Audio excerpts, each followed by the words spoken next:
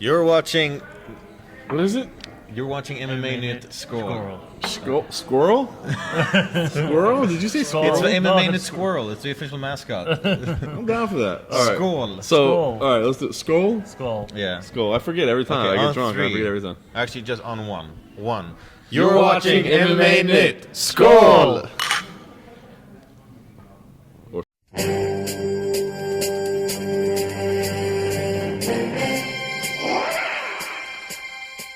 Something.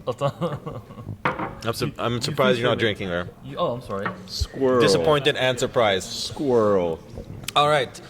So, gentlemen, we're in Ireland, away from all these heartless English bastards. How are y'all feeling about being in the Emerald Isle? It's always great to be in Ireland, man. Obviously, just the second time I've been here. You know, the last year was the first one, but the people like to drink here, so they accept me. And we fit right in. Them. Yeah. I feel like I'm at home. Yeah, likewise. Last year when the UFC came to Dublin in July, that was my first time here too.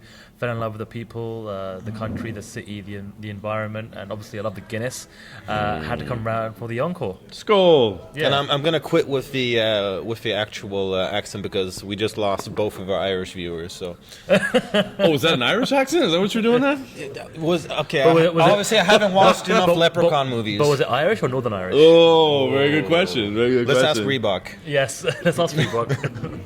All right, so gentlemen, UFC Fight Night 76, aka the card that God forgot, because Yeah. this has been like some kind of voodoo witch doctor has put some kind of curse or hex on this card. Because when was the last time we saw this many damaging incidents to a main card before? I mean, to lose a main event and a co-main event within a 2-week period of 10 days of the card, like that's tough. It's always more gut wrenching when it's like the week of. I mean, if you lose a main event and it's like 2 months out, you lose a co-main event, it's like a month out, you get over it. They replace it, just whatever. But when it's this close, it's just like, especially I think too when it was 2 fights that everybody was really looking forward to. It wasn't just like a main and a co-main. You're like, whatever, I'll take it or leave. I think these were 2 fights that people were like, I can't wait to see these fights, and those are the 2 we lose. Yeah. Yeah, I agree 100%. I mean, Poirier, Duffy, I mean, that was going to be an amazing fight at lightweight. And obviously, we lost a co-main event. And you know what? I was a little bit more accepting of the co-main event being lost. It was a few weeks ago, knowing that the main event was still intact. But obviously, knowing that now got taken away from us by the MMA gods, that was a bit of a tough blow. But I have been saying to John and to the rest of the gang, I am an optimist. I rather see the glass half full than half empty. And I think in replace of losing the main event, what we have now is a very, very interesting and potentially a very inspirational story where Paddy Holohan, he opened the show in Dublin just 15 months ago. And here we are, 15 months later, and he's going to be main eventing his show. This is the people's main event. He is the actual main event now, and he is the man of the people. He walks these streets 365 days a year, and he's going to be headlining the show in the 3 Arena in front of a sold-out crowd. How much more poetic does it get than that? That is so nicely put. I just hate the fact that the average MMA fan is just like, who's this guy? Sandu, shut the fuck up. You don't know what you're talking about. I want to see Rothwell. Yeah. It's not, this is, I mean, listen, we do this. This is all we do, right? We do MMA 24/7, and there's cards where you go like, hey, you guys should pay. This is the casual fan is not going to get this one. That's just it, man. I mean, Unfortunately. A, it's on Fight Pass, so, but B, there's just not the names. I mean, there's nothing you can point to. I mean, as weird as it sounds, it's fun when you start looking through the card. There's actually a lot of cool stories and a lot of cool fights, and there's like, okay, I'm looking, but there's not that one where you're just, I mean, dude, Dustin Poirier, Joe Duffy, we were like, that's the fight, man. That's somebody. This is a beast of a fight. That's the one you could latch onto. Now you're left without a fight that you can really latch onto. But what you said is true, Sandu. I think the main event being what it is, it's cool and it has the potential to be amazing. Because remember when we were here last time, that first fight when Paddy was in the cage, it was incredible. It felt like a main event. It felt like a main event. So I'm really interested to see how the crowd reacts, how they show up. I mean, there is no Conor McGregor. It's the second time, not the first time. Is it going to be the same? But I mean, if this crowd is like 80%, 70%, 50% of what they were last time as far as energy and passion, It's going to be fun. And let's not judge the fights before they take place. I mean, we could have all the fights, take place, and every fight's a finish, a submission, a TKO, or a knockout, whatever. So let's just see what happens. But obviously, for the casual fan, it might be now missing those kind of one or two marquee fighters, the ones everyone knows. But at the same time, let's just try and kind of encapsulate the two groups of fans that this will affect the most. Number one, you've got the ticket holders, the guys and gals that are here in Dublin, in Ireland, that paid good money for their tickets. Are we really going to see a mass exodus of fans trying to get their money back? I don't think so. I think one of the reasons that fans bought tickets for this fight and for this event was that fan experience. They are just as much as part of the show as the fighters, and that was true last year, and that's the whole reason that the UFC came back, because there was such an epic and electric atmosphere that the crowd and the fans created last year. So there is that aspect.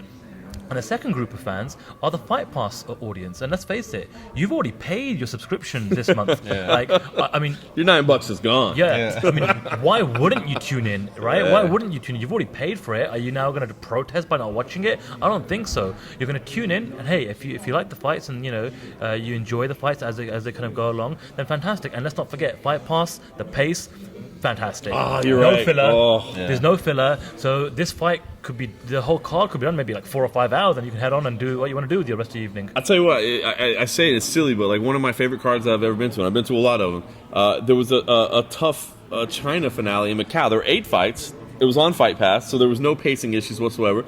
It was like 2.5 hours. There were like 6 finishes. Yeah. It was fantastic. It was fun. It was like you went to the car going, I don't know about this one. At the end of the day, you were like, damn, that was good. I was entertained. Yeah. And at the end, isn't that what we all want? Yeah. So in case you guys haven't noticed, this is of course MMAnytt Skål, where we sit and drink and talk MMA.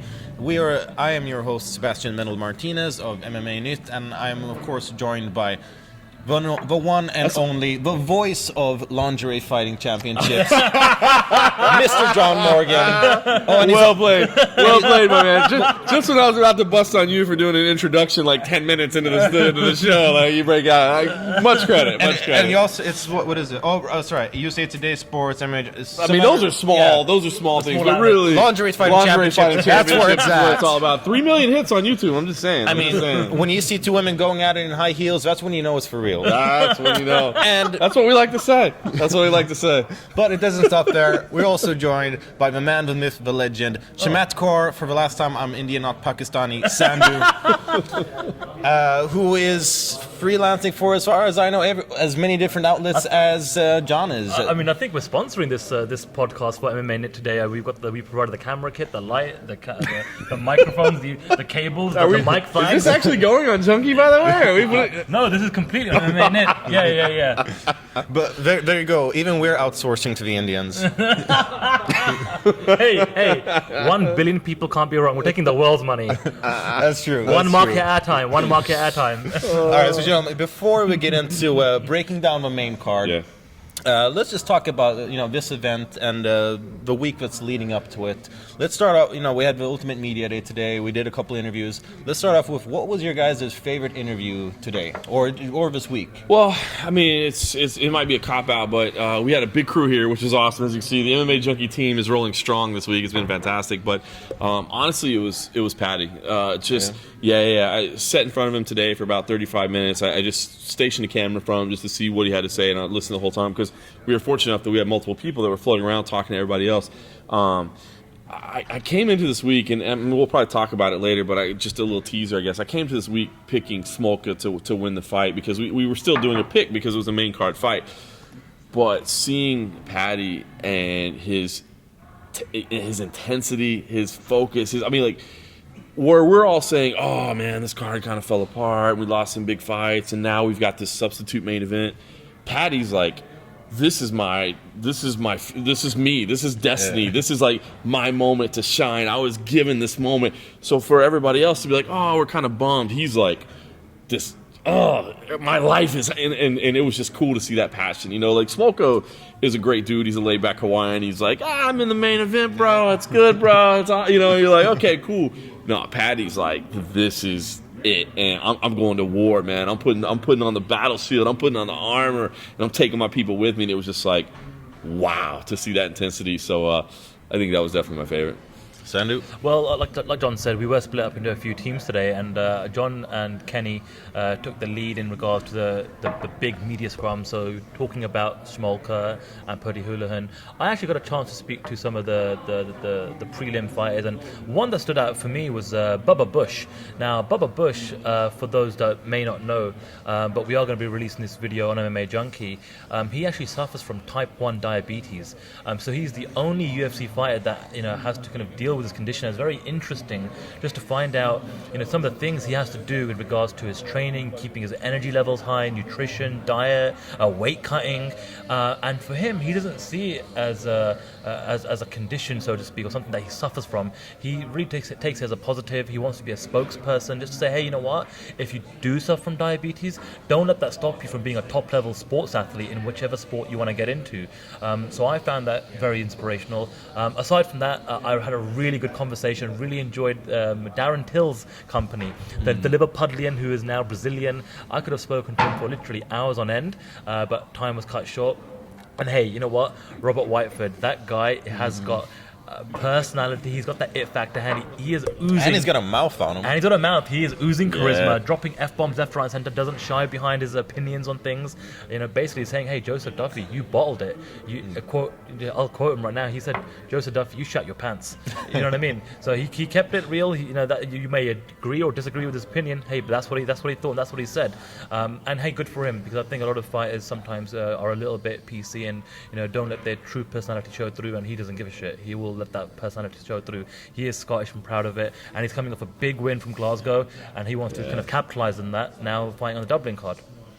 Yeah, I mean, I gotta agree with both of you. Like, seeing Paddy Houlihan, I mean, he just lit up like a Christmas tree. Yeah. I mean, he made me believe in Santa Claus again. It's just, he has so much passion and intensity, and just seeing him talk about every single question, like, he just lit up, and just seeing this drive in him, this fighter passion, it's honestly downright inspiring. That was great. I also really loved Robert Whiteford. Like, we were just about to get him at the end of the interview, and the UFC PR person had said, like, oh, before like to the interviewer before, I was like, okay, this is the last one. And we're like, oh, please, can we get 2 minutes? So just as soon as we get to him, and this is all within the interview, which you guys can catch on MMAnytt.ac. In the beginning of the interview, he says, we tell him, okay, we're short on time, so we're going to try to get it. Like, we're not short on time. This video ends when I say it ends. Nice. Wow. I like it. Before I said, like, oh, don't stress me, man. I'm like, hey, we're not stressing you. It's for UFC time. He's like, screw them. Let me throw in one little caveat too. If we can include one other, can we include Ben Rothwell as well? Oh wow! How great has he been this week? Ben Rothwell, of course, decided to come over anyway, even though his fight was canceled. Oh, are we ordering more? I'll take another one. I'll take another one. Mazzy? MMAnytt sponsored alcohol, please. 2 Guinness, 1 Heineken. Thank you, Mazdak. Yeah, I mean, you got to include Ben Rothwell, right? I mean, even though he's technically not a UFC Fight Night 76 fighter anymore, he decided to come over anyway. It's an interview. It counts. It is, and I love it, man. Ben Rothwell. I mean, obviously he's been around the game forever, but like it's just like something clicked lately. Like he gets it now. Yeah, you know what I mean? Now he understands, and he's showing up, and he's doing media scrums when he's not even supposed to. He's doing the interviews, and not being afraid to speak his mind. You're just saying, listen, man, I think the UFC did me a little bit dirty. You know what I mean? And listen, I think they did do him a little bit dirty, man. Stipe and Andre, great fight, but come on, man. The guy that got hurt already has a fight, and the guy that wasn't hurt doesn't. Tough. So it's been fun speaking to him all week as well, because he's in such a difficult situation. He's been so open and free speaking about what his situation is. I like it. It's been a weird week in Bizarro world here, where just things are just going crazy. Now, aside from our most, allowed to bring the beer back from outside here. are they serious? You're not allowed to, We did it all last night. He said that in the morning. No, but don't ask the guy in this bar. Ask the guy in the other bar. the Just other buy bar. them and then bring them out Yeah, there. you gotta order them over there. Come on, Fucking Mazdak. amateurs. Jesus, man, what kind of I think kind he was of just trying to. operation are you running here, man? I think he was just trying to get away with not buying. Yeah, it. he's like, oh, they wouldn't let me carry it in the Yeah. thing. Like you don't know anything about importing and exporting. Come on, dude. Yeah, right. Those Persians.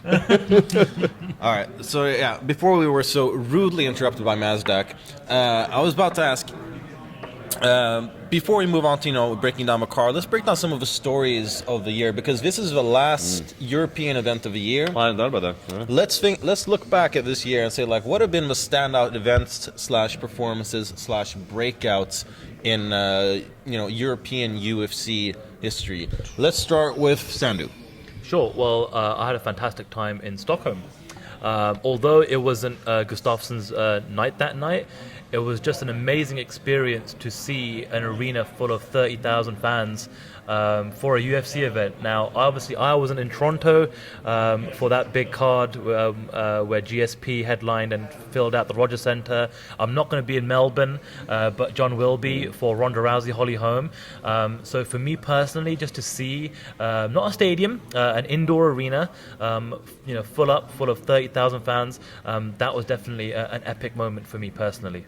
I mean, it's a cop-out, but if you're looking at European MMA, and obviously, Conor McGregor is the biggest star in the sport right now, other than Ronda Rousey. I mean, he's, as we've had the interesting conversations, I think to fight fans, he's the biggest fighter in the sport. To fight fans, to non-fight fans, he's the second biggest, because the Ronda Rousey, just the casuals, like, she appeals to everybody. So, I mean, it's a little bit of a cop-out, but, I mean, you can't overstate, like, just how big he means, like, what he's accomplished and what he's doing. So, you have to say Conor McGregor. I was trying to think of something else, like, maybe a little bit more under the radar that, it's fun. I mean, it's not UFC, but, honestly, Michael Venom Page, I mean, that guy is starting to get a little bit of recognition. Obviously, you guys are doing great stuff with a documentary on him, but, No plug?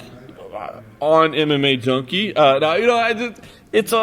guy's fun to watch, man. He's a lot of fun to watch. He's something different. Where his ceiling is in the sport, I don't know. I mean, we'll see, but it's been fun. I mean, that event in Stockholm was incredible. Honestly, the arena there was, honestly, I hate to say this, but it felt better than the Rogers Centre. Rogers was so big, just a huge stadium, and I wonder if Melbourne would be that way too. Like, that stadium is just the right size. It's like man. It's made for MMA.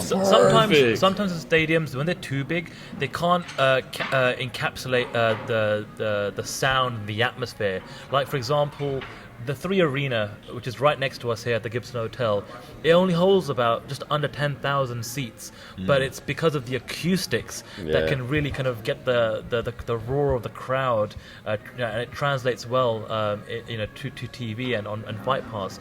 But one other thing I wanted to actually mention about Europe and the UFC. Hey, listen. We've got a champion in Joanna Jędrzejczyk. We've got an interim champion in Conor McGregor. You're stealing my hosting abilities. I'm sorry. We almost had a champion in Alexander Gustafsson. But even though he was so close. I mean, that was definitely one of the performances of the year, if not, in the light heavyweight division history. But listen, going back to my main point is, hey, we actually have some champions now. Yeah. We have some champions from Europe in the UFC. If Conor McGregor beats Jose Aldo this December, then we're gonna have the biggest champion, the biggest superstar, the biggest everything. He'll just become tenfold the superstar that he currently is.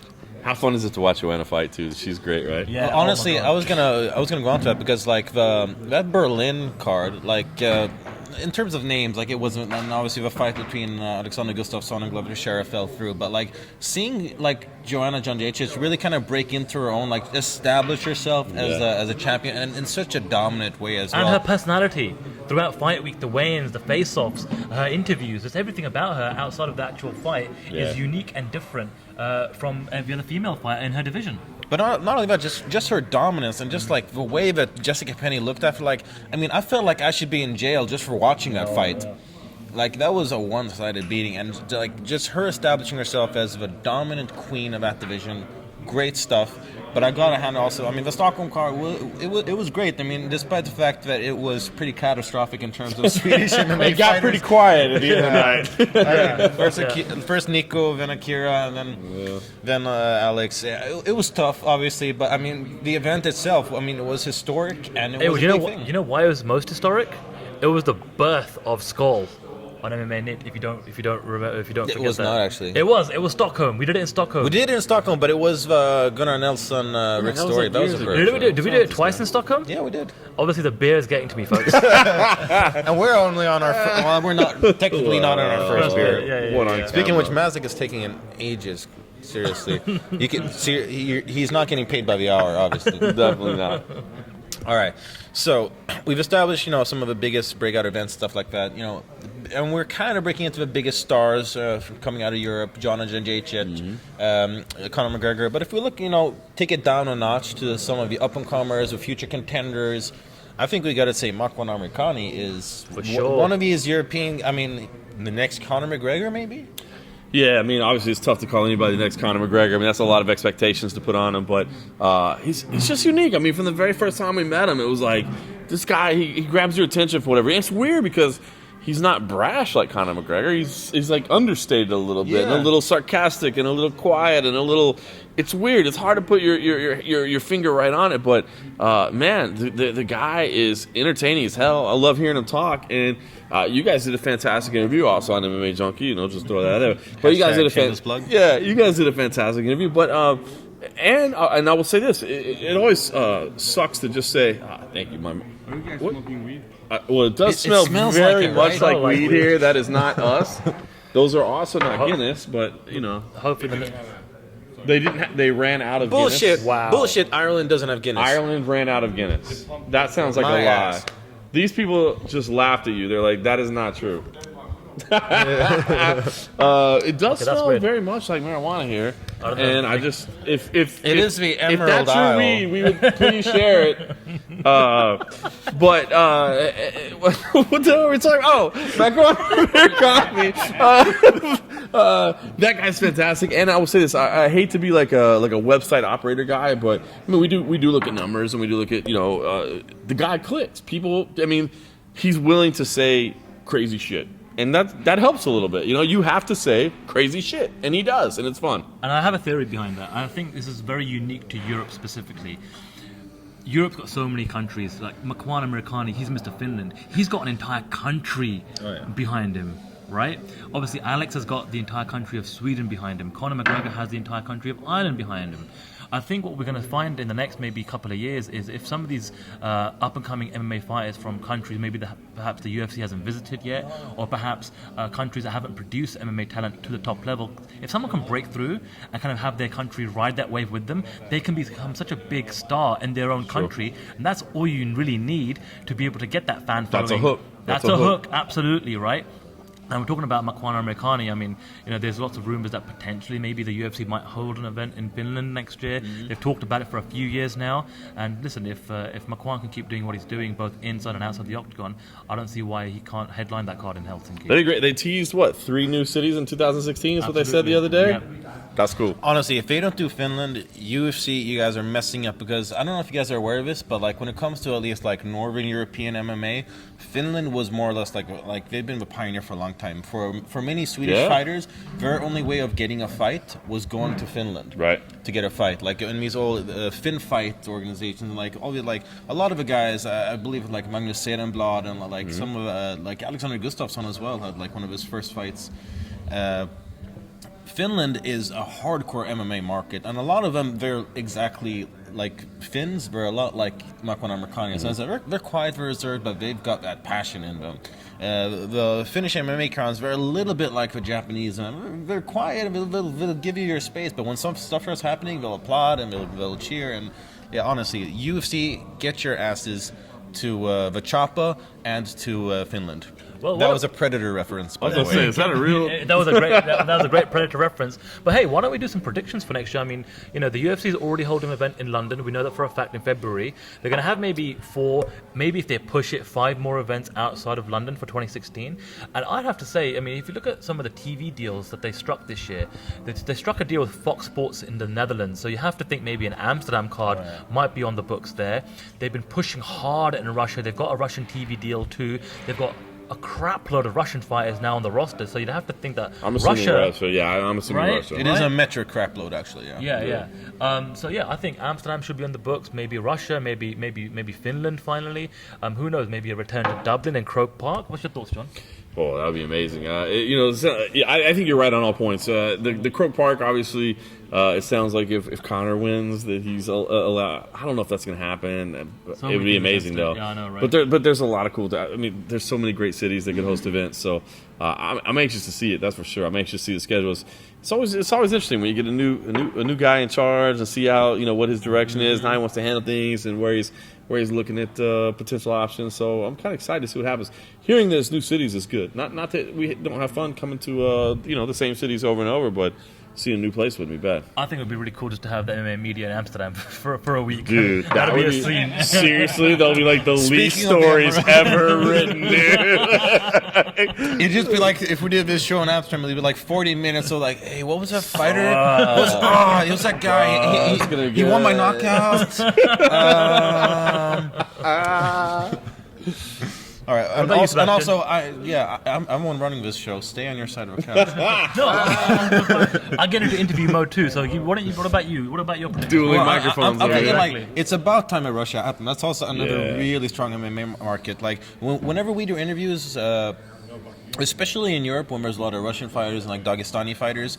Or let me take actually the example for one that we were recently in UFC in Houston for UFC 192. We did tons of interviews. Sage Northcutt got us big hits. Gustafsson, of course, as well. Nothing, however, matched like the Russian fighters. I mean, Albert Tumanov. I mean, do you remember it was like 15,000 views? Like, I mean, like crazy, man. He dwarfed Gustafsson's views. It's funny. It's really funny you say that because I was lucky to get tipped off that Bill Yamakov, who is the Russian that fought at the Wrestling World Championships in both freestyle and Greco, signed a UFC contract. And I was like, well, this is cool news. It's kind of neat. Like, here's a guy that's a heavyweight, and he's like a physically imposing heavyweight, not like a me. He's just like a big looking dude with skills. And I was like, well, this is a cool story. I'm glad I got tipped off to this, and I wrote it, and I never expected it to be anything.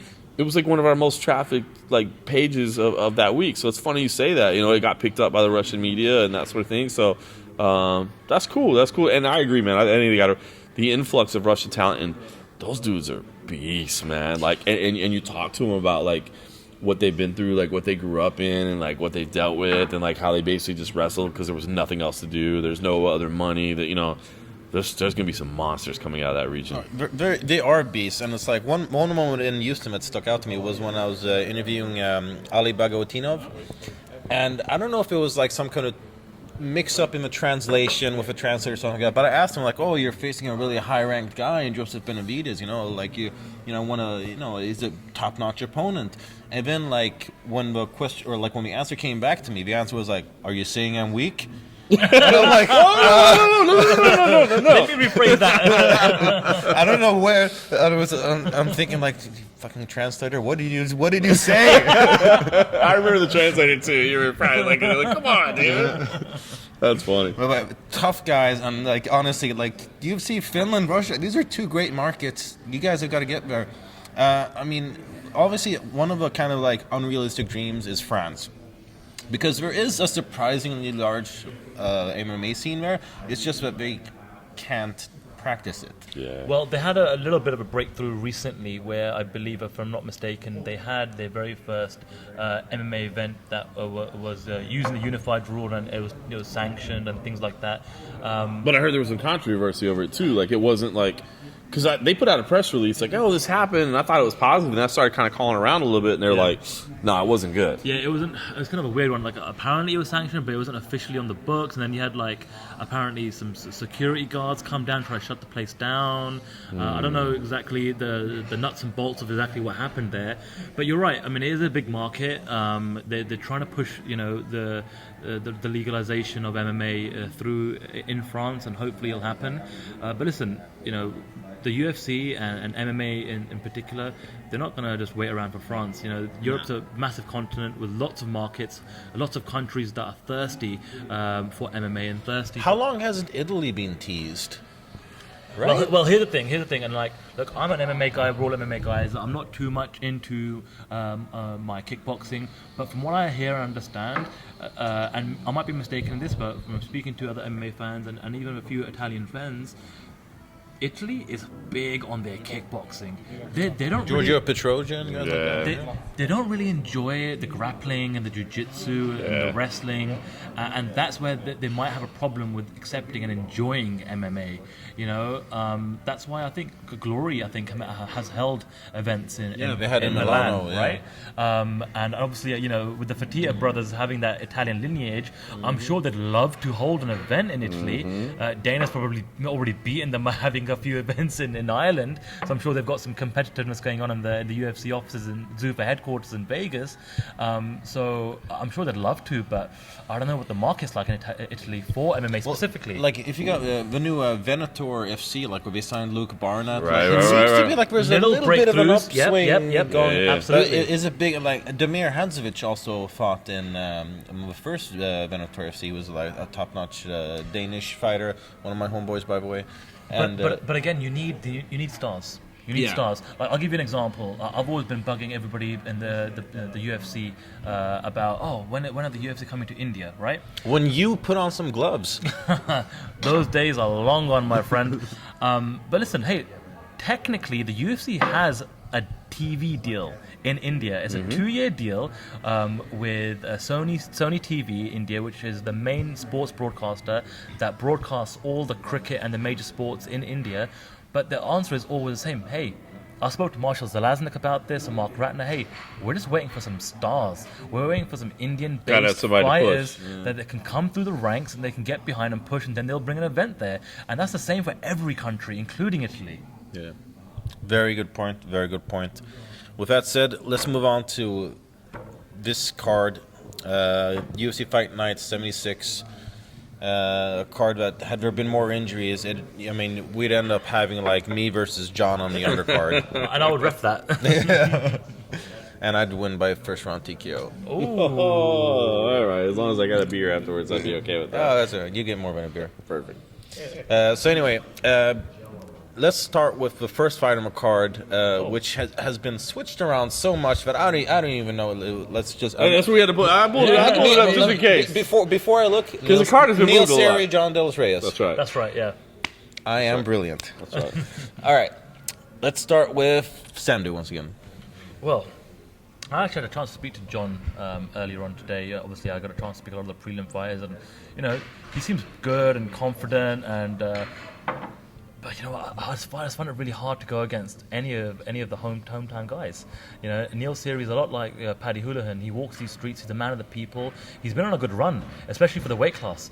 It's definitely a big step up in competition for him. But I think Siri's got what it takes, especially on the ground. I can certainly see him getting Delos Reyes to the ground and maybe getting a submission on him. Really? Yeah. Yeah, I'm going to go with John De Los Reyes, but literally only for the reason that, like, he used to be a cook at the bar that I go to all the time in Vegas. And so for me, like, I had this connection. You know, part of the job of being a reporter is you can't become friends with people. You know what I mean? Like, we got to cover these guys, and you can't become friends and buddies. But if anybody listens to the MMA Roadshow on iTunes or the MMARoadshow.com, just you know, if shameless plug you had to see that, you know, it's just a podcast. It's just what it is. If you ever listen to that, you know that I spend an inordinate amount of time at Buffalo Wild Wings in Las Vegas at Warm Springs and Durango, where John De Los Reyes. Doesn't surprise me. Yes, where John De Los Reyes was once a cook. Once he won Fight of the Night bonus in the Philippines, he actually came back home and quit so that he could train full time, and good on him. So while you can't become friends with people, sometimes you develop these kind of connections where you're like, I can't cheer against a guy like that, man. I can't pick against a guy like that. So give me De Los Reyes, dude. That's it. No technical analysis, no skill breakdown. I'm just going with my heart. All right. Fair enough. I'm not going to judge you for that, because I think, looking back at every single Swedish fighter who we've ever predicted, I believe we all know my picks on those. Oh, we don't even ask. Yeah, it's just like knowing that you're going for the Swede will. I'm thinking. I think it's weird that you think that Siri's going to get done on the ground, like, because I'm thinking like. When we talked to he said that he thinks he has a striking advantage, and when we talked to John De Los Reyes, he said that he felt. Siri thinks he has a striking advantage? Yeah, that's what he said. And John De Los Reyes And that's said, what makes me think he'll take it to the ground. Because I don't think he's at the striking advantage there. John De Los either. Reyes said that he thinks that his submissions were his advantage. Maybe some mind games, maybe some Maybe. mental. I don't know. Yeah. I think it should be fun, though. think it should be fun. Either way, I think it's going to be like one of those under the radar kind of fights where it's like nobody really is like looking forward to it, but then when we're sitting there watching it, it's gonna. I think they're gonna have some slick grappling exchanges. To be honest with you, I I don't think that I fight's agree. taking place on the feet. I think they're going to the ground. Agree. It's I think we're gonna have some sweet little transitions and moves. I think it's gonna be fun. I think it's a contender for fight of the night. I am leaning towards Neil Siri just because I feel like the experience factor is going to be there. I feel like he's just a little bit more seasoned, a bit more crisp, a bit more sharp. I mean, don't be super surprised if John Reyes pulls off an upset. But I think like Siri, he should have his lockdown, especially with his hometown support. And I always do worry about the fighters that are making the long trip. The fighters that are making the long trip, adjusting to the acclimatization, the jet lag, the time zone, the diet, the food, things like that. Whereas Neely can go back to his own house and sleep in his own bed and things like that, right? Have all the creature comforts. So, and obviously the hometown support will do so much for his emotions, maybe even help him get through this fight. Oh yeah, I mean sometimes you got these fighters who are coming from a long trip and then when they weigh in, I mean it's looking like they were just taking crack cocaine. So I mean it's like you got to think about that. That is a little bit of a factor. Yep. All right, so without looking at the cheat sheet, I'm gonna say a second fight on the main card. Nicholas Dolby versus Darren Till. Doing well. Am I right or am I right? Normally we wouldn't use a cheat sheet, right. but I Yes. mean the card changed like yesterday. Like we get to do that. I'm just saying I'm pretty good at what I do. Yeah. Now, let's start with John. Yeah. Love this fight. This is a fight that we've been talking about as kind of one of those under the radar fights that matters. I mean, I think probably to anybody, obviously I'm flying over from the States to try to sell this fight to somebody in America and be like, this is a fight that really matters. I think you'd have a hard time getting them to realize it, but these are two solid prospects that really have both some undefeated. Skills. Yeah, I mean, that's amazing. To see guys that are undefeated at this point in their careers is cool. I mean, this isn't boxing where we expect a guy to be 30-0 before we even take him serious. Yeah. You know what I mean? So you get to 11-0, 12-0. Also screw boxing. Yeah, that totally. So I think this is a good fight. I mean, we're going to learn something about both these fighters. To me, I'm going to be honest with you. I think it's kind of a toss-up. But I'm going to go more beer? I'll take more beer. Oh, first. Bring them anyway. Way ahead you of go. you. I'm just saying Sweden is leading Well, big you took time so right long now. to grab the beers last time. I thought the budget was running out in this show. It's For help I mean, you guys look at out. the production here, for Christ's sake, dude. I mean, there's nothing going on, man. For people watching, there was €50 notes being flashed off screen. No, there weren't. They were like twos. I'm surprised you couldn't hear the coins clinking in the background. If you get the beers, IOUs. I'll make sure they catch up. I'm done anyways soon, so I'm done now. Yeah, I'll take it. You know what? With all that said, man, I'm gonna go with Dolby. I'm not confident in it though, man. I'm not gonna lie. Like, this is, to me, it's a little bit of a toss-up, but it's just something. It's something in my gut. It's something in my gut that I'm leaning. So, if you've got your mortgage payment on the line and you're thinking, listen, man, this is all I have. This is the last dollar I have on earth. Don't listen to me, because I'm not sure. Don't listen to this as advice. Do not do that. But that's the way I'm leaning. You know what's not in your gut? Beer. Yeah, I will do this. So while you're drinking, Sandu, let's get your prediction. I agree with a lot of what John just said. I mean, it's just a toss-up of a fight here. I like both guys so much, both undefeated. Dolby, obviously a former Cage Warriors champion, so came into the UFC with a little bit of credentials there. Damn, son. I'm just saying, if it needs to go away, just tell me it needs to go away. Well, that was very impressive. There's so many dirty jokes I can make with that. I'm struggling not to. All right, sorry, continue. But yeah, like I said, Nicholas Dolby, former Cage Warriors champion, came in, got a win, split decision in his UFC debut. But I think now that he's had some time to kind of really bed in and get the octagon jitters out of the way, he's going to really bring it. But I have to say, I've been really impressed by Darren Till. I like first of all, I just think it's a very interesting story that this guy from Liverpool, had a few issues and things going on in Liverpool, decided to leave, go to Brazil, and ended up really that's where he really started his life. Really got into combat sports, ended up, finding the love of his life, got married. He's as much Brazilian as he is English or Liverpudlian, right? And he's just looking and sounding so confident, but so is Nicholas Dolby. I interviewed both guys this week. Mm-hmm. They both were saying the right things. They got the right frame of mind, and it's such a toss-up. I really don't know which way I'm going to go, but if you put a gun to my head, I think I might just. Well, you're now pointing a gun to my head. It's a finger gun. It's a finger gun, but it'll help me It's out. got some serious implications, though. I think I'm just going to slightly lean towards Darren Till here. Yeah, I mean, like yourself, you know, I'm an Englishman, so it's always nice to see I'm not an Englishman, though. Well, in terms of showing some sort Like of, yourself, yeah, I am from a different country. in terms of showing a little favoritism to your own countrymen, should I say? There you go. You know, it's always nice to see fellow Englishmen do well in MMA. It obviously helps the local scene in regards to getting some new guys. I mean, obviously England for so long, it's all been about Bisping. We need new guys to come through the ranks in the UFC so that they can bring new fans and get more media attention in the UK. So I'm just going to slightly lean towards Darren Till, but like John said, it could go either way. All right, I'll say screw England and go Scandinavia. No, in all seriousness, this is like this is a flip a coin kind of fight. Both guys are really talented. I'd say that perhaps Dolby is maybe a bit more technical, a bit like better in the long run. Whereas Till is very explosive, very intense. You know, if a fight ends in the first round, most likely it will be a win for Till. I think even both of them said, if I'm not mistaken, when we spoke to us, that the longer a fight goes, the more it will benefit Dolby. Now, with Till said that too. He admitted it? Well, he said that he said it in a pretty unnice way. He said that Dolby's a point fighter. Okay. Right. Which indirectly says. I was about to say, I was like, that is the most honest I've ever heard a fighter ever. That's amazing. Dolby said it outright, whereas Till said, "Oh, I feel like he's a point fighter." I would agree with that, though. I would definitely agree with that. Yeah.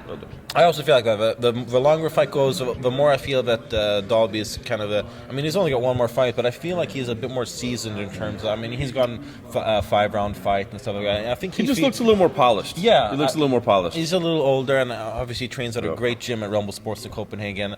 My pick has nothing to do with the fact that we've been there a couple of times and hung out with those people. Sure, just like the Swedish fighters, it's just because they're better. Yeah. Did I mention by the fact that in the south of Sweden, where I'm from, we're very much pro Denmark as well? But anyway, it's 55-45 fight, but. I'm thinking Dolby just in terms of just seasoning, polish. It's just that the polish on the chrome is just what I'm thinking is gonna get him the edge here.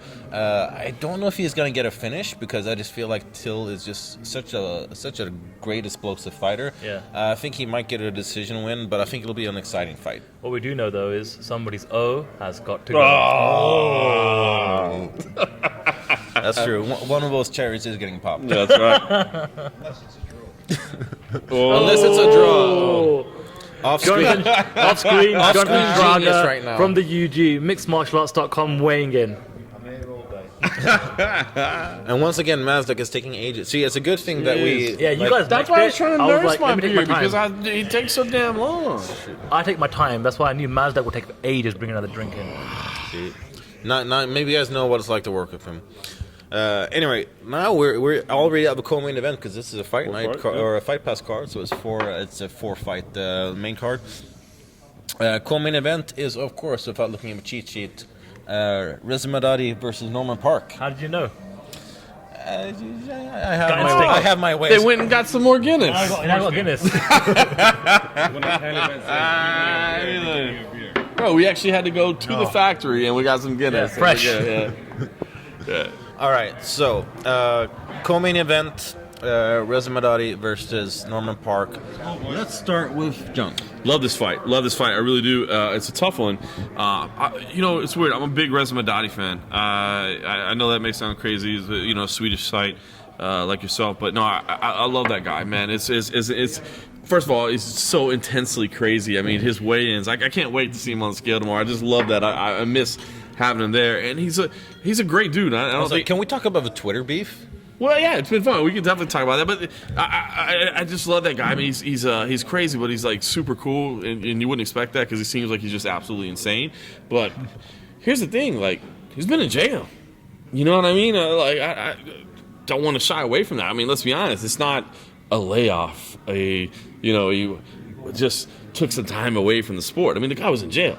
And, whether he did what he did, I don't know, man. I'm not going to pretend to know all the facts. But what I know is that Norman Park, normally, like if I thought both guys were firing on all cylinders, I might say Reza because of his wrestling. That said, Norman's defensive wrestling, I think, is vastly underrated. I think his defensive wrestling is a lot better than people really give him credit for. You think of him as a striker, and he is by trade, but I think his defensive wrestling is vastly underrated. But if they were firing off cylinders, I would probably go with the wrestler just because that's the person that can dictate the position and that sort of thing, and maybe he could grind out a decision. I wouldn't expect Reza to be able to finish Norman Park, but I would think maybe he could grind it out. But that's a lot of question marks, man. A lot of question marks. And so when you have that many question marks, I gotta go the other way, man. So, my pick is Norman Park, and I don't mean that as any insult on Reza Madadi. Maybe he'll come in and just be a beat, because that dude, when he's on, he's on. Oh yeah. But you know what, man? I mean, we're just looking at factors. We're looking at things, and there's just a lot of question marks. I don't know what the last year of his life has been like. You know what I'm saying? So for that reason, I'm going with Norman Park.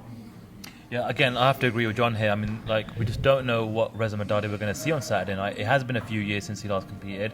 He has been in jail. He is that little bit older. He has spent a lot of time away from the cage. There will be that cage rust, I'm sure. Every fighter that has had that time away from the cage has said that they've gone through some sort of ring or cage rust.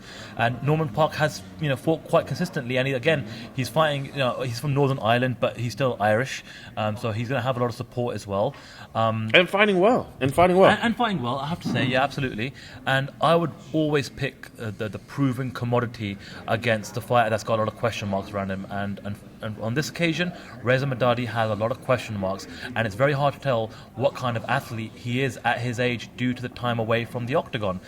So that being factored in, I'm going to pick Norman Park here. I hate it because I love both those guys, by the way. I know it sounds silly, but those dudes are both top-class individuals. Yeah. And I was thrilled to find out today that Reza Madadi's had a documentary crew following him around for the past 2 years. So I didn't know that. I had no idea. So I guess they're going to try to finish up the shoot this week. They did a Kickstarter for getting it out there. Their goal is, I think, 200,000 crowns. That's circa... It's 30 or 40,000, right? It's not that 30 40,000 US. It's not that bad. Because it's 20,000? It's more than that. The dollar's kind of there. Dollar's strong, my man. The US dollar is strong. Yeah, we're going to talk about strong currency. Let's talk about the pound here. No, we're going to talk about strong currency. It's really not bad. Are we going to get into this right now? We're going to get into economics here with me, right? I will say, so it's ridiculous. It's tough for me to pick this fight. And again, I'm picking on question marks. But I will say, as silly as that is, I do want to see because... I want to see what the hell happened, what went down, how it all was, man. I mean, Reza's been pretty kind of quiet about everything and just saying, I want to move past everything, I want to move on. To know that there was a film crew around him, filming everything that was happening to him, I want to see that. I tell you what, though, it is Thursday night here, the day before the weigh-ins, and I saw Norman Park hanging out, chilling, relaxing all evening, and it's past midnight here, and we saw just a while ago, or I did certainly, Reza Madadi just walk past still cutting weight, and again, at his age, the weight cut doesn't get any easier, so maybe it's one of those things where that's another factor that we just don't know how that might affect him come Saturday night. God damn it, Sandra, you keep on taking my lines, we're going to outsource this show to you. Because I was going to say that I was so on the fence about this that I couldn't decide up until we saw him still cutting weight. But yeah, somebody stole the lines from... Okay, but let's move back. I think it's a very even fight. I think that had this fight taken place 2 years ago, I would have probably said, yeah, Reza probably would take it pretty handily. No, not necessarily pretty handily, but I think he'd take it convincingly. With all I said, like you guys say, it's for question marks. I mean, it's he ended his career with a knee, or after the UFC, he got a knee injury, which, I mean, let's face it, knee injuries are always tough. I mean, even George St. Pierre, people say after that he just never really was the same. And now he's had a second one. Yeah. You know what I mean? And he comes back. And that, and then the layoff, the absence from the octagon. You live in Sweden. You can call it a layoff, man. Yeah, that's why I have to be more careful with my words. I have to be a little bit more careful with my words. It's a layoff. We'll see how the UFC broadcast team portray that one as well. Yeah, exactly. Yeah, that'll be interesting. Oh, he's coming back from a layoff. 2 year layoff. Anyway, Norman Park. I think Norman Park, he's had 2 straight split decision losses. I'm not sure how I feel about them really. Somebody want pizza? Pizza? Oh, wow. This isn't even The sponsored. UG, mixedmartialarts.com, sponsoring the podcast with a pizza as well. I'm good. I'm all right. This looks awesome. I'm It good looks- right it now looks because nice. I'm sure everybody will make fun of the fat guy eating a piece of pizza on the camera, so I'll just wait Yeah, till later. let's not do the Just save stereotype one thing. for me if you don't mind. Let's not do the stereotype. But yeah, I'm thinking like to break the mold of me choosing Swedish fighters. I think I'm just gonna slightly left lean towards Dustin Norman Park. Poirier is gonna eat a piece of pizza. He ain't gotta make weight tomorrow. He's gonna eat a piece of pizza. I see him. Well deserved, by the way, Dustin. Well deserved. Ah, yeah, I knew he was gonna eat a piece of pizza. No, but had it not been for us seeing Reza coming by here, still cutting weight, I think. So that's what swayed it. That's what swayed it for you. Honestly, that's swayed. Like that was the deciding factor that made me think like, nah. I think all those question marks plus this, I'm leaning towards Norman Park. Cool. So yeah, mind's blown. I didn't choose a Swedish fighter That for the is crazy. first time in this show's History history. has been made. Yeah, even though I've been right. I'm gonna lay out at every least reason why 50% Norman's of the gonna time. win, and I'm picking Reza anyway. I think I've done that once as well. Anyway, All the time. But you know what? I will say this, man. I mean, what if it would be cool if like Reza comes out and has just like, because that guy is. You talk about explosive. You talk about, you know what I mean? Like if he just comes out like a man on fire, a man possessed, a man that's had his freedom taken away from him, and comes out and does something spectacular. But I'm not gonna lie. I mean, I hate because I like Norman Park. I think he's a good dude. But it would be kind of cool for Reyes Madadi to see that, man. You know, I like those underdog stories. You know, I like those like man down, man counted out. You know, it would be you like cool. a lot of men. Yeah, I'm a big man fan. And the thing is, you touched on it there. It's like both. I mean, Reyes is a character, but so is Norman Park. They're both big characters, big personalities. And Sebastian, Did you guys hear what he was saying in the scrums? let's talk about the Twitter beef. You mentioned it earlier on. They've been going back and forth on Twitter and Instagram and posting pictures, and like they've been really building up this fight. And you know, whether it's genuine or it's not, at least they've been doing what they can to really promote this fight, right? Mm-hmm. Well, also, I mean, it's like there were so many quotes that Norman Park had like in the scrum. I mean, he was saying one of them was he fights like a hyena and he looks like one too. I mean, and then I was asking him about the Twitter beef and stuff like that, and he was like, yeah, I put it out there as bait, and he took the bait because he's stupid. And it was just like, it was nonstop. He was just Norman's hilarious, dude. Oh, Norman's dude. hilarious. He's quick, man. He's quick-witted. He's super funny. Yeah. And he was talking about how when he said that Reza talks a lot, but when he saw him in the lobby, he was looking down on the dust or looking down on the ground looking for dust. And I mean, he's had so many quotes just spewing out of him. It's like I don't even know which title to choose when I was posting the interview. I love that. I was gonna say, that's the thing is like I really do feel like if this fight had been the co-main all along, Yeah. it would have gotten a lot of attention. People would have been hyped about it. Yeah, you know what I mean? But it was like, oh, well, it's down there a little bit. It's down there a little bit. And of course, I'm sure the UFC is probably a little bit scared to like how they can promote Reza or whatever.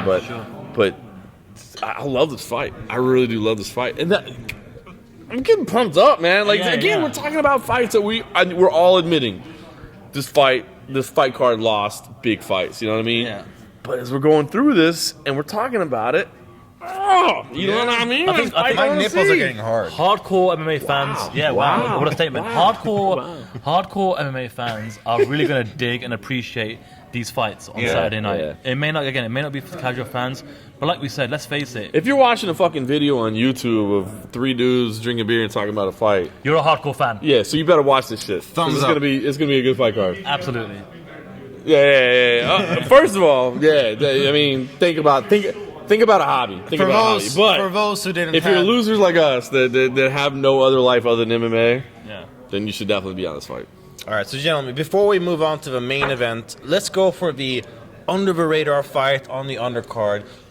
Looking for the undercard, which we might have to. Let me think though. I hadn't thought about that. You. Oh well, I mean that's easy to me. Elkins and Whiteford. Yeah, I was looking at that. I mean, first of all, Cahal's on the undercard, dude. I mean, obviously, I'm Irish legend Cahal Pinder, dude. Like he's one of the SBG crew. You got to watch Cahal. Yeah, but I'm picking Tom Breeze to win that one. Yeah? Are you? I'm picking Tom Breeze, yeah. I would say Elkins. You know what, man? I'm kind of an Elkins fan. I'm picking Tom Breeze to beat Carl Pendred. But going back to the Elkins Robert Watford fight. But if I had to pick Elkin's Whiteford, I think, as you mentioned, man, all the stuff around Whiteford, I think he's a potential future, and Elkins is a tough dude. I mean, it's a legit test, you know. So that's probably one that I'm watching, to be honest with you. Yeah. I'm actually saying I think the one fight that will surprise people is Scott Askham, Christoph. Dude, the Askham Army. The Yeah, Askham Army. just Bomb because Army. I feel like he really How about got Stevie fucking Ray? Stevie Yeah. fucking Ray as well. Yeah, Stevie Stevie motherfucking Ray. Stevie fucking Ray. We have to get that chant going. Like, we have to be impartial. Can we- But can we get that chant going, please? Yeah, can we Hashtag Stevie fucking Ray. Stevie fucking Ray? Yeah. No, but I think that Scott Askham versus Christoph Joko will be a very fun and underrated fight that will surprise Yeah. people. I think Askham got to sort of show his real colors in his last fight. He really got to, Yeah, come he in. I did. mean, obviously, Oh, yeah, he getting the did. UFC jitters out of the way, I think that does a lot, to be honest. Like, just, getting on that big stage and getting that out of the way. And he showed it in his last fight. I mean, he looked top-notch in that fight. I'll tell you what we haven't touched on so far is the fact that lately there's been a lot of cuts in the UFC. The UFC are trimming the fat, and I think the fighters that want to stick around in the UFC, it might just give them that little extra pep in their step, that extra 5-10%. If you're on a 1 or 2 fight losing streak and you don't get the job done on Saturday night, hey, you might be cut from the UFC. I mean, I think there's a lot more riding on it, considering what's been going on in the last couple of weeks, and the rumors Fighters are like 1-1, 0-1 getting cut. absolutely, and not just winning by decision, but winning emphatically and getting knockouts and submissions. I think we might be entering a new era in the UFC, where they are trimming the fat. And they're looking at fighters who can actually perform and get the fights won by knockout and submission. And all the info apparently came from MMAnytt. I was going to say, what is he trying to chime in Yeah, there with? Mazdak was chiming in a little. What's going on there? All right, well, gentlemen, that brings us to the new main event. Yeah. Sorry, Dustin. Yeah, Paddy Holohan versus Louis Smolka. Louis Smolka. I guess we never thought that this would be a main event this soon, right? But John, take it away. Yeah, I've said it a couple times, but kind of what I mentioned earlier, man. I picked Smoker coming in. He was on the main card. So we do, at MMA Junkie, we do staff picks. We do media picks, do all those things. And I was picking Smoker coming in. And I'm going to stick with that. Again, I think he's a more well-rounded fighter. I think Paddy is dangerous in the right positions, the right situations. Like, I mean, he's very slick. But, I thought Smoker just barely, by being a little bit better athlete, a little bit better striker, a little bit better wrestling. That said, I hate to pick a fight just off intangibles, but my God, Paddy is dialed in. Like, to him, again, this is his destiny. This is his life. This is everything. Whereas I think Louis is like, yeah, cool, I'm in the main event. That's awesome. It's fun. And I'm not. I mean, listen, I'm not doubting him. That man's a professional fighter with a fantastic record. I'm not doubting him. But the intensity that Paddy is bringing to the cage right now, like, oh my God. So I'm sticking with Smoker. That's my pick, and that was my original pick. Isn't this what you did in Poland when you said I'm sticking with my pick with Gonzaga, but my heart's for Krokop, and I said Krokop. I was right. Yeah, probably very much so. But I just when I give a pick, I don't want to just give a pick. I want people to at least know, like, why. What was your rationale? You know what I mean? So if they're trying to like figure out for their fantasy fighting or for their bet, or their whatever, I want them to know, like, is he feeling like super confident? Is he feeling like? And I'm not, man. I'll be honest with you. If I'm just breaking it down technically on paper, I'm going with Smoko. But man, the intangibles, Paddy's just seems so dialed in, man. Seems so dialed in. And there was something special in that building right there last year. There was something special for the Irish fighters, and I feel like they probably got another little trick up their sleeve. So I'm sticking with Smoko based on the skills, but I'm almost. That was my pick going into the week, and I'm almost feeling like I probably should have changed it because, God damn it, there's something really. Paddy is on point right now. And this. Before you start, Yes. because this is going to be a proper show, we have to pause because I desperately have to use the bathroom. Oh, okay. Oh, okay. Pee break. Can we just? Do what you gotta do. Rolling. So, Sebastian's Sebastian's not here. Yeah. he left. This is the best of the best in Swedish MMA and media, right? You take a pee break in the middle of an interview and in the middle of a podcast broadcast. This is what you guys do. This is the professionalism you're bringing to the table in MMA media? Really? Really? Really? It's terrible. It's terrible. All right, so we're going to take over. Basically, at this point, MMA Junkie USA Day Sports is running this show. MMAnytt.se. Is that even a real thing? Do you guys? That's not even a real website, is it? I don't know. I'll have to do Google Translate to find that one out. All right. So we were talking about the main. Oh, Mike Bond's over there. I mean, MMA Junkie's taking over. Mike, feel free. Come on in. Jump on in. We got 6 Jump strong. on in, Mike Bond. Yeah. Jump on in. Let's talk about the main event, because let's be honest, the original host of the show is really not that good. He's a handsome guy, and I think that's probably part of the reason that he gets some clicks. He's a good-looking dude, but let's be honest, he's really not very good at what he does. He has no idea what he's doing. So while he's gone, we've taken over it. No, I'm sorry, sir. We don't need you here. Sebastian, Let's Indians, not Canadians. you snooze, you lose. Yeah, you snooze, Sebastian. you lose. So let's talk about the main event. I actually gave my pick already. I stuck with Smoke. Right. Get your. I'm going with Patty Houlihan, by the way. Okay. All right. Can't believe you guys. I leave for 2 minutes and you replace me. This is not cool. What kind of professionalism is this? You stop a podcast, a video broadcast to go take a leak? Seriously? When you gotta go, you gotta go. He's like a girl.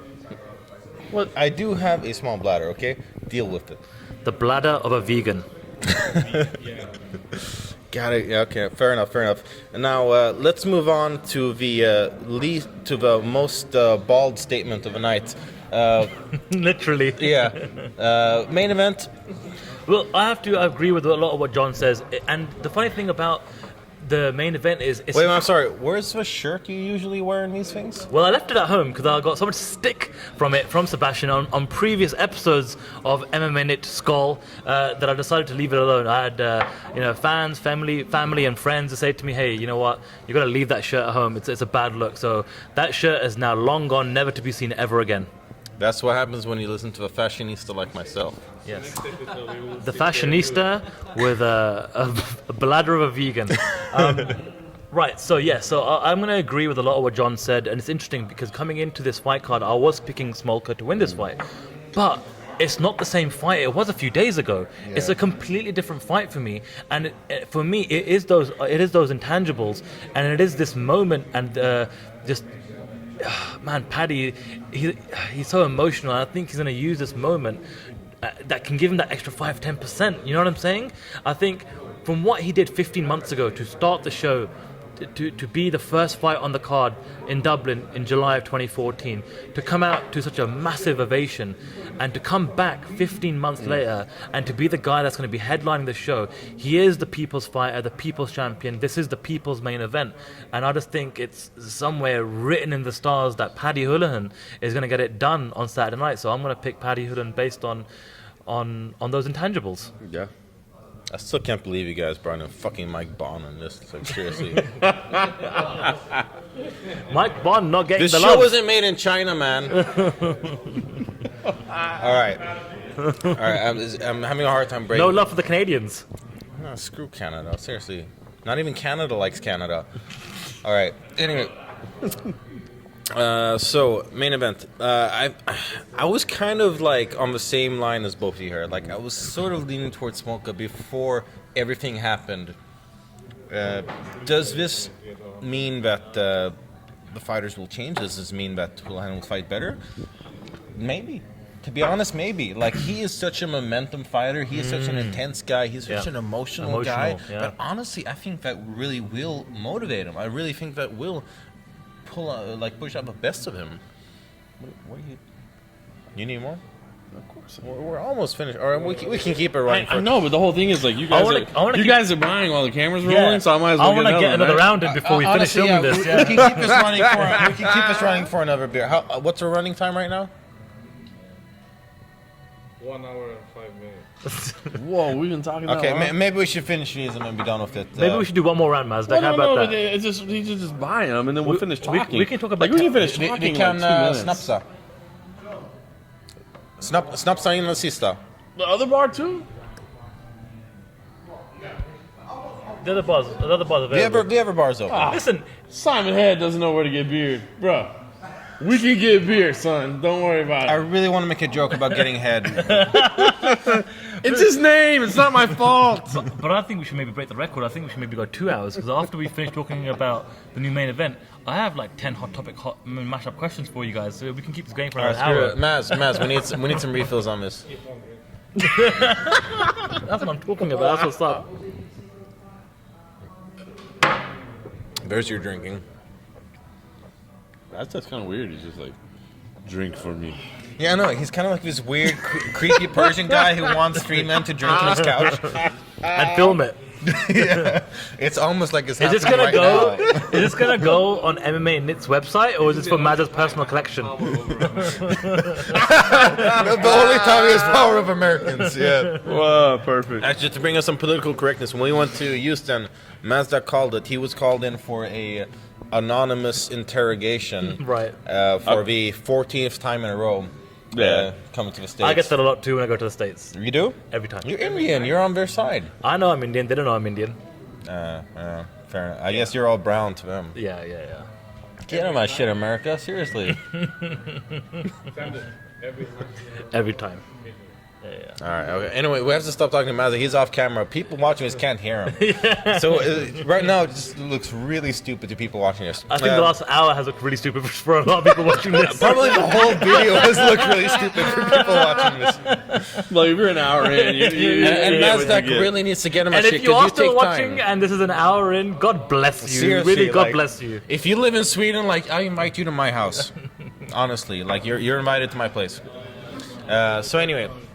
Main event, give us your take. I was on the fence, but I just think like this momentum, this Irish crowd, just the whole thing. Like I'm thinking Houlihan. Like how can an Irish fighter in the UFC not win a main event fight in his home country? It hasn't happened. It just seems weird. It's like we're talking about, like it's like we're breaking down a fight, but then we're saying, but because it's a main event in Ireland, it changes everything. And it kind of sounds weird Which to is say that. weird, yeah. Like a It home does game. sound weird to say, but it is. You know what I mean? Like there's something to that. And man, I mean, when you're talking about athletes at this level, and I know those guys aren't ranked. I know they're not, like traditional UFC headliners and that sort of thing, but they are both elite level athletes. They're both elite level flyweights. They're both guys that were basically right outside the top 10, right outside the top 15. I mean, they're right there. That little bit extra can mean a lot. It can mean a hell of a lot. And I don't know if we can verbalize it the right way. Like, unless you were standing there, unless you know, unless you understand, unless you get it, like, seeing the look in Paddy's eyes today. Oh, yeah. You know what I mean? You're like... He was looking into my soul. Yeah, you're like, oh, shit, this dude is like... Again, this is his life. This is everything. And so it seems weird that you could He take made a me want skill to take my set. shirt off. Yeah, totally, man. And I know that happens to you when you look at a lot of men's eyes. But I'm just saying, it's something that you can't exactly verbalize. But like, it seems weird that we would change it. But there we go.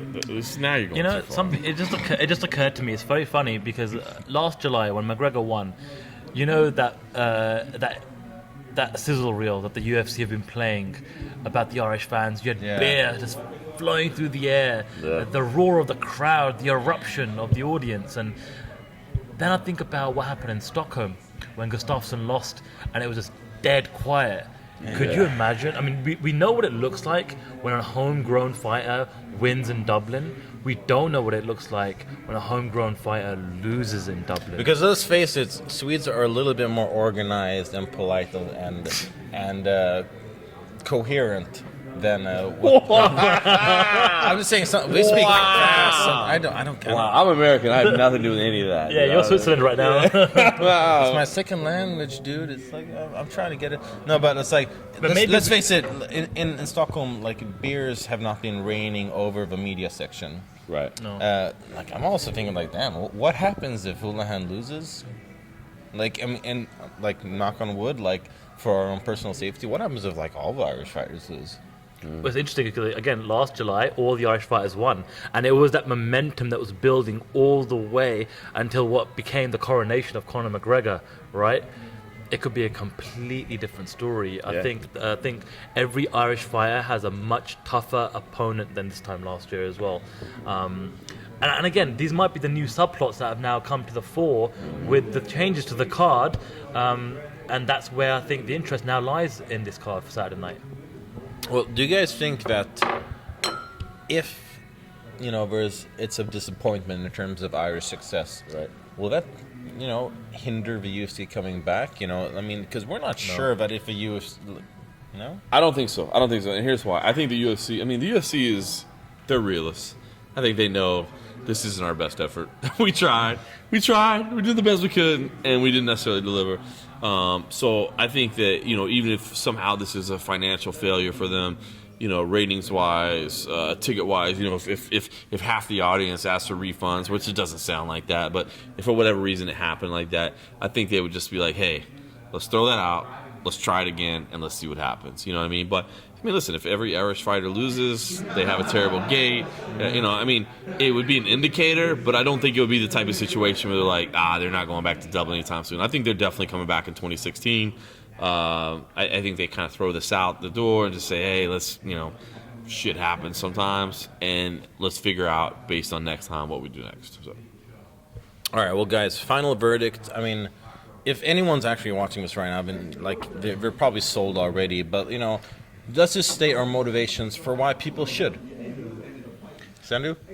I think it is the new storyline that has emerged this week. Like I said earlier on in the show, I'm the kind of person that's an optimist that sees the glass half full rather than half empty, although all of our glasses right now are empty because Mazda has not delivered us any more beers for at least 5 minutes. So right now our glasses are literally empty. But yours has a little to go, though. Okay, well, let me just do something about that then. No, that's the wrong glass. I meant That's the that wrong one. glass? Well, Okay. but which shows that you've definitely had enough, so that's good. Some Indian tolerance, huh? Absolutely. But going back to my point, I think every cloud has a silver lining, right? We can't judge the card until it takes place. But I think potentially what we could be seeing is one of the true, really inspirational, amazing stories of 2015, where we see a fighter who made his debut for the UFC 15 months ago, opened the show in Dublin, and 15 months later, due to circumstances out of his control, headlined the show, main event of the show. He is a people's champion, the people's main event. And if Paddy Hullen ends up winning, what a superstar would have been born in a weight class that needs superstars. That's true. It could rocket him right to the top, right? Yeah. So that's my big takeaway leading into this card. And just in All time of for a sudden, drinks. there's Guinness in the bar. Cleaner. Oh, I just got Morgan's phone just got some. Dude, it's an iPhone. It was bound to break. Oh, brutal. Am I right? Huh? Am I right? How do you get little beers? Do you order that, or do they just give it to you because you're tiny? Or? No, it's. Ew. All right, John. Your motivation for why the average fan should watch this? Listen, dude, if you're an average fan, if you're saying, I'm only a casual fan, I'm not going to lie. If you want to skip this one, skip it. You know what I mean? This is not for the casual fan. It's not going to appeal. If you're a hardcore, look at the stories that we've talked about. There's a lot of athletes on this card that have some potential and has some possibilities that you're like, hey, let's check this out. But for me, if you're saying why should I watch this, to me, to keep an eye on Dublin. You know what I mean? To see what happens, because it's weird that the crowd is almost like one of the stars of the fight, but the crowd is one of the stars of the fight. You know what I mean? So I would say watch it just to see. Just to see. Hey, will we have a bunch of Conor McGregor, chants out there? Who the hell knows what's going to happen? You know what I mean? But keep an eye on it for that. So, overall, I think if you're a hardcore fan, this is definitely worth your time. If you're a casual fan, if you're like, dude, I'm in and out. If you're a casual fan, I'm assuming you're not an hour plus into this particular video, so I feel like I don't have to worry about you too much. Yeah. But I totally get it. But if you're a hardcore fan, you're like, well, man, I think this card's probably total bullshit. To be honest with you, it's not total bullshit. There's a lot of fights on here that are kind of fun. You know what I mean? To try to pretend they're UFC championship level, nah, they're not. But there's a lot of fights on here that mean something, that matter for guys, and for that reason, I think it's worth watching. And then, of course, just to see what happens in Dublin, because I'm telling you, last year in that building over there was one of the most special nights I've ever seen of MMA. I don't even. It sucks because I'm a writer, so I'm supposed to have the words to describe it, but I just don't. It was. It was terrible cool. at your job. Yeah, I'm terrible. Fortunately. That's why you're a number one guy in the business. Yeah, fortunately I can just drink and talk, but that's why I would tune in. John's right. I just want to quickly just add a couple of more things there. Last year was my favorite event ever, period. Whether it was being here as a fan or as a member of the media, and it was because of the atmosphere. And it was a little bit special last year where we had the Irish fighters continue to win and build that momentum leading up to the main event with Conor McGregor winning as well. But it was just an amazing, and maybe being a European, maybe being a soccer fan, and kind of being in stadiums and arenas and other sports where you see some passionate fans be loud and boisterous. To see that in an MMA event, to see that in a UFC event, was really, really special. And again, last year it was a return to Dublin after many, many years away. We're back here in 15 months. Hopefully it can replicate it, but like John said earlier on, even if we get 50, 60, 70% of what we got last year, I'll take that all day long. Yeah. All right, I can't possibly top any of that, so I'm going to move on to a separate topic. Joe Duffy hate.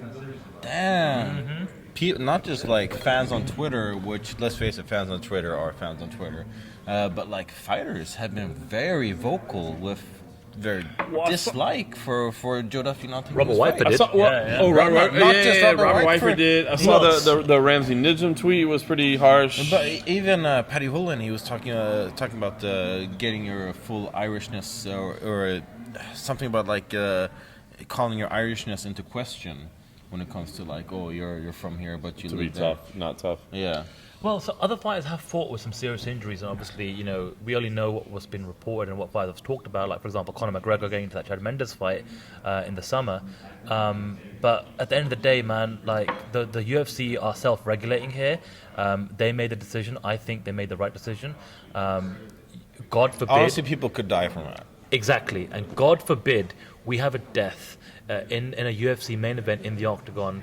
Like, that could end the sport there. Yeah, that's exactly what the anti-MMA people are waiting for. Absolutely. And honestly, like, I would rather they just, even if you have 1% doubt, just get the guy out of there. You can always reschedule it, and it's an opportunity. Like I said, every cloud is a silver lining. It's created a new subplot, but it definitely didn't need. This card wasn't dependent on Joseph Duffy 100% fighting, and if he's not 100% healthy, mentally, physically, then he shouldn't have been fighting. Period. Completely agree. And let me just say, brain injury, man. Anybody that's talking shit, I'm sorry, man. Like, slow down, man. You got to educate yourself. We can't. It's the brain injuries are a problem. I mean, American football, man. I love it. Born and raised in Dallas, Texas. That's a huge American football town. But like, we're learning all these things about traumatic brain injury and what happens. And man, we just don't want those problems. And for Joseph Duffy to have suffered a concussion, it proves that he shouldn't be in the fight. He should not be in the fight. There's just no reason for it. As you said, and it sucks.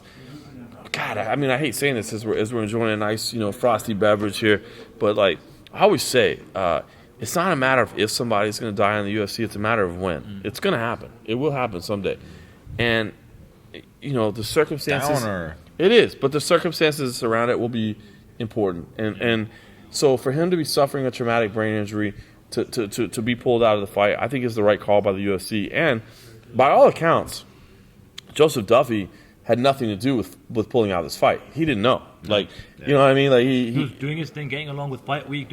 We saw him like, running around. What's he gonna do? Say no, UFC? I'm gonna fight anyway. Screw you guys. Yeah. I'm gonna rush into the octagon. Exactly. He was getting on with his media obligations. He was doing everything here, and he was hustling because, this was his card. He was, his coming out party, almost, so to speak. And let's face it, you're telling me that an Irish fighter doesn't want to main event a card in Dublin? Yeah, it does. Are you kidding me? I don't get it. If you're there's no reason to hate on Duffy. None whatsoever. None whatsoever. People need to ease up. I've been drinking since before you guys, obviously so because of my bathroom break. So have we.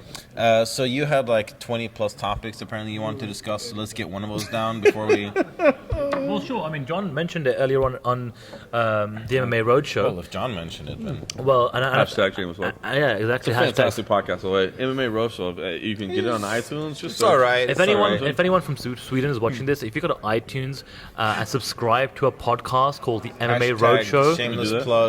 Subscribe, .se. share it, 5? comment, like it, give us some feedback. That'd be great. That'd be much appreciated. All right, thank you. If you want to send some hate mail, send it to was it Sandu MMA? At Sandu MMA At Sebastian Vendel Martinez. Hey, I've got a question. If you were the president of the UFC, if you were in charge of the UFC, what is the one decision you would make straight away? UFC Malmo. Right away. Why? Because we have a fighting culture in the south of Sweden. We're a little bit different. We're a little, people call it, in the north, people like Mazdak, they call us half Danes or full Danes, whatever. We got a fighting culture down there. We have Zlatan Ibrahimovic, the most thug life football player in the world. Yeah. We've got Armand Kranch, a great boxer. We've got so many great MMA clubs. I say, honestly, if the UFC comes to Malmo, they will be so surprised at how we will kick Stockholm's ass once again, not just in football, but in MMA as well, because we'll have every single homie in Malmo will go to that event. We'll get Denmark big time. We'll get Germany. All of them will be there. Like, they'll be surprised at how successful this is. Like, UFC, you guys are missing out on a gold mine. Honestly, like, people will maybe not take out mortgages on their house because we have a good standard of living, but no offense, Ireland, but the UFC will be really surprised at how successful UFC Malmo will be. Like, Malmo Arena, honestly, do it. You guys will not regret it. Ilir Latifi, half of Malmo will come just to see him. Do it. You know what Sebastian just did? He did the typical foreign MMA media thing going, when are you, hey Bro, Dana, when are you coming back to our country? When are you coming to this country? When are you coming to that country? But I had facts to back it up. Malmo beats Stockholm any day of the week. You ask everybody that question. Do you have an answer? No, everyone was kind of stuck. I mean, everyone kind of... Actually, No, you have an answer. I have Yeah. Pay the fighters more. And to be honest with you, that's I was exactly... expecting come to India. That's what... Well, I'm not a typical foreign MMA media member. But that's exactly what the fighters were saying. Most of them were saying, listen, just pay the fighters more. Like, you can do a few things, whether it's sponsorship, where you're just going to give them a raise in the show and win money, just something to pay the fighters more. And hey, you know what? There's been a few articles recently, kind of like sort of an investigative work into what the potential revenue of the UFC currently is or has been over the last decade or so. So the UFC, obviously, you would think are making a lot of money for some big endorsement deals, TV network deals, and things of that nature.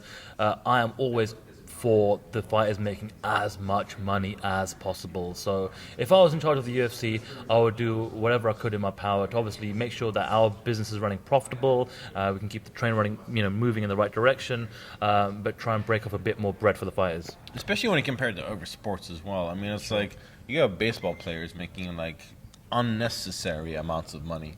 Yeah. Like ridiculous, like fuck you amounts of money. But baseball's a 100-year-old sport. That's the thing. Maybe in 100 years' time, And they're making a shitload of TV revenue. That's the thing. It's not like they just. Yeah. It's not like they decided to pay the athletes money and then the TV money came. Like the money came first, then the pay comes. You know what I mean? Fair enough. John, I'm what just about saying you? it's unfair. If you were in charge of the UFC, what's the one decision that you would make straight away? Well, it's silly because you're saying a great thing like paying the fighters more.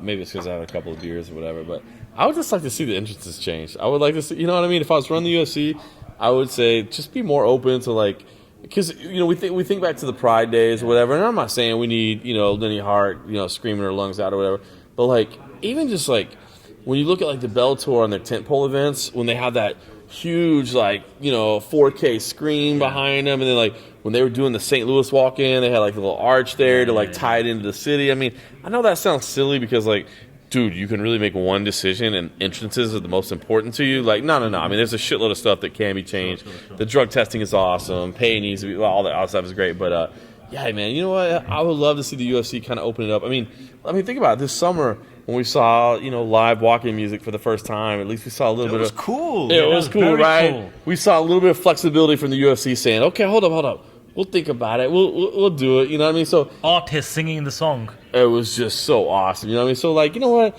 I'm not saying we have to go again. We don't have to go. It doesn't have to be Lenny Hart going crazy and screaming that stuff. But just those, the big 4K boards with the nice graphics. Like, it was in Bellator when Pitbull Frere was walking in there. Like the dogs came out on the chains and they were barking. And you were like, oh shit! You got kind of hyped up for it. Like, why couldn't we see that? Yeah. You know what I mean? Why couldn't we see that? Like, Yeah, I maybe know. like a big 4K screen of like Patty with a cup of tea or something. Just, I mean, what would get you hyped up more than that? You know? But what this I is mean? the eternal question in like MMA sport versus entertainment, because that's what people always come It's down entertainment. It is entertainment. This is sports It's not even. entertainment. It's not even an argument. It's sports entertainment. It's entertainment. Yeah. 100%. I agree. It's not wins and losses. It's not a regular season schedule and let's count up your points. It's entertainment, man. Yeah. The bottom line is, who do we want to pay our money to see? Who's moving the needle? That's it. As silly as it is, dude. It is entertainment. I know we all look. Yes, we're sports reporters and we cover sport, but the bottom line is, dude, it is sports entertainment, and it's almost more entertainment than it is sport. Yeah. Does that mean that uniforms fit into entertainment? If Dustin Poirier goes and shoves somebody in a hallway or something, like, then we'll want to fucking see that fight. You know, be like, dude, oh, now we want to see that. It's in, right? Oh, Park. See, now we got to fight. The fight. He doesn't like Norman Park. Now I want to see that shit. Now he's like, fuck Norman Park. I want to see Norman Park. Dustin, you just sold that fight for me. But that's what I'm saying. It's sports. Yes, it is sports, but it's entertainment too. We want to see that kind of stuff. And things like that, like, yes, that gets us involved. Now, at the end of the day, we'll start talking, well, what about his striking? What about his punching? What about his footwork and all that? But it's always funny, man. At the end of the day, we're like, you know what's awesome? That guy doesn't like that guy, and they're going to fucking get in the cage together. You know what I mean? You're like, woo! Yeah. I mean, I hate to admit this. It's only because I've been drinking this much, but like, I'll still watch World Star Hip Hop fights and stuff like that. Of course. And it's like, you want to see that. You want to see the storylines. You want to see the drama. You want to see the animosity between certain fighters. You want to see, like, oh, there's an Irish guy fighting an English guy. Screw England. Why do you think the UFC produces stuff like breakdown, countdown shows, prime time back in the day? Is to build up a story and animosity and some sort of beef and some sort of narrative between two guys who are eventually going to get in the octagon and fight. I mean, let's face it, we've had about a 10-month build up to Jose Aldo, Conor McGregor, you know, a world tour, pushing, shoving, and everything under the sun, you name it. Also, let's be honest. Which one of you guys saw the latest Ultimate Fighter episode, USA versus Europe? Did not, because I was traveling. I have it, but I haven't seen it. I recorded it, but I haven't seen it. It was the episode with Is it the Cody Carb run thing where he pushed McGregor? Right. Let's face it. Were they really waiting that long for a photographer to get there, or was that kind of a hey, let's let these guys mingle for a while until we get some entertainment? It's television. Yeah. It's television. It's television. Like, let's be honest. I haven't seen it yet, though. But I actually say I have it downloaded. I have it saved on my DVR. So I'm looking forward to seeing it. But I was traveling out here, and my wife actually came out here with me. So I've actually been busy. Since I'm a real reporter, I actually saw it, and it was fun. I really liked it. I think I watched it 4 or 5 times, just that one clip alone. Really? It was. That's sad. Yeah, I'm a sad person. So that's why I'm doing this show. Vegan MMA reporters, ladies and gentlemen. Weak bladders. all comes down weak to that. bladders and plenty of time to watch tough episodes. Well, that's because we're sitting in a hotel room with the world's worst hygiene. So, you know, did you see the Facebook picture? I did not. Just go on Mazdak's Facebook picture or Facebook's. You'll be glad you're staying wherever the hell you're staying, but you're not staying at our place. All right, so we're not going to end this show with toilet jokes. That's why you should insert the picture, Mazdak, in post-production. We'll edit insert it. the We'll picture. edit this. Yeah. Boom. I don't know who's editing this, but whoever does, they should do it. All right, Sando, let's give us your final question. Final question. Ooh. I hate the fact that you're taking this over, by the way. No, I appreciate that. Okay, that is so ghetto. I kind of like it. That's pretty gross. Yeah, That's John, pretty take gross. a look at that. That's Oh my god, dude. Are you serious? I'd have walked out. In all fairness, it was in the lobby bathroom, not Oh, that in was a our live. bathroom. Oh, okay.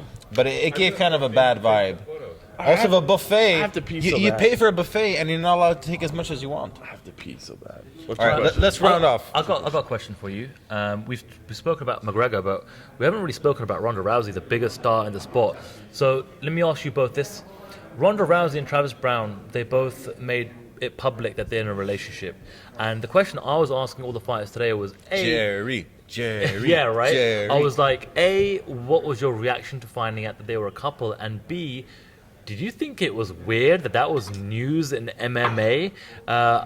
throw it to you, Sebastian. What do you think? I have to pee. Can I go first? John, why don't you? I need to pee. I'm getting someone that I like. Okay, all right. Okay, bring somebody over here. Mike Bond can come in here. Mike Bond can replace Mike Bond can come John back. Morgan. I'll answer though. I did think it's weird, but I will say He didn't ask you, but go for it. I didn't want to. I didn't want to put it on the site. I didn't put it on the site. One of our other writers did, but I will say it was the most trafficked post of the day. So did it suck? Yes, it sucked, but it was. Is it news because we say it's news, or is it news because people want to see it? All right, now I gotta go. I gotta pee. Carry yourself. I would say as John exits the building to go take a leak. All right, we're gonna bring in a special guest, Mazda Kavian.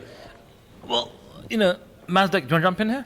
Sure, why not? While Mazdak joins us, I will say that even though You have to go around. even though John said he didn't want to Drink John's beer. Sure. Yeah, you should actually.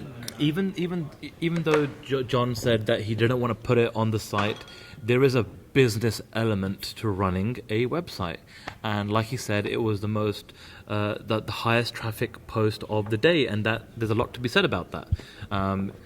Speaking of business elements, I mean, if anyone knows about the traffic and business like that, it's Mazdak. Absolutely, What have Mazdak. been our most read articles on the site?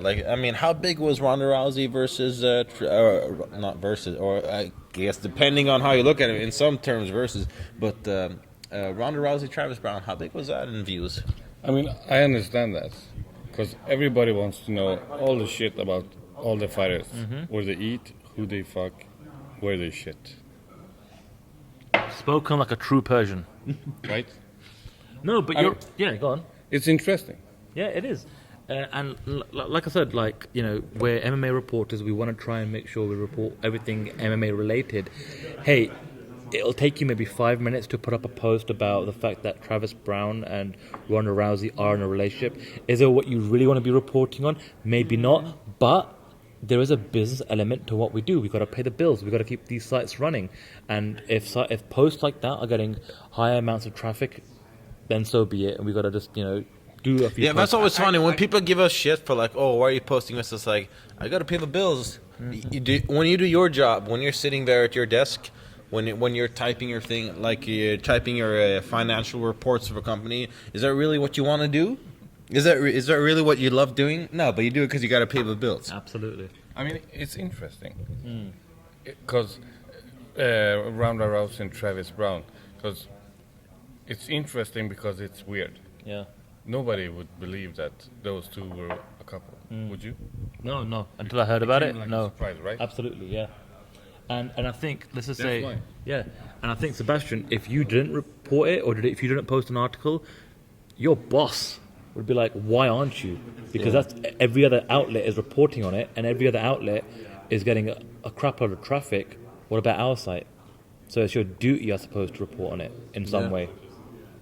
Yeah, I mean, I wasn't the one who actually posted that article, but I don't remember who it was. Was it Levisa? Maybe Dennis? But either way, whoever did it, you guys did it because that's what we do. Well, John can weigh on this. I mean, I was just mentioning while you were away, John, we are MMA journalists, and yes, we want to talk about MMA all the time, but hey, if you can just spend maybe 5 minutes putting up a post about Ronda Rousey and Travis Brown because hey, we've got to pay the bills here. There's a business element and business portion to what we are doing. Is it what you really want to be doing?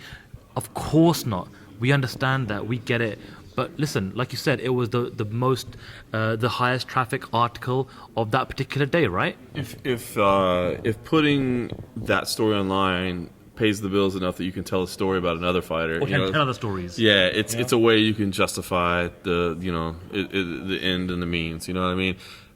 It sucks. I mean, I've said it before. I guess you could kind of consider it newsworthy just because of the whole domestic violence situation and all that. There's something to talk about there. But at the end of the day, I don't give a shit, man. I don't give a shit who's dating who, who's doing what. Yeah. Dude, that's your thing. Do your thing. A little surprised. Well, it was interesting to hear We can't get into that. I was just gonna.